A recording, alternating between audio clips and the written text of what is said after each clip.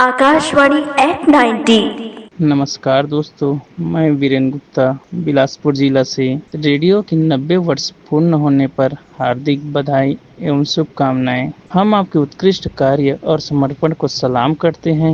Radio एक ऐसा माध्यम है जिसने न केवल सूचना और मनोरंजन प्रदान किया है, बल्कि इसने समुदायों को भी जोड़कर रखा है। यह एक बड़ी उपलब्धि है, खासकर उन लोगों के लिए जो शिक्षा, मनोरंजन और सूचना के लिए रेडियो पर निर्भर हैं। आज हम उन सभी लोगों को धन्यवाद देना चाहते हैं जिन्होंने रेडियो को सफल बनाने में अपना महत्वपूर्ण योगदान दिया है। हम आपके भविष्य के लिए शुभकामनाएं देते हैं और हमें विश्वास है कि रेडियो आने वाले कई वर्षों तक लोगों के जीवन में महत्वपूर्ण भूमिका निभाता रहेगा। धन्यवाद।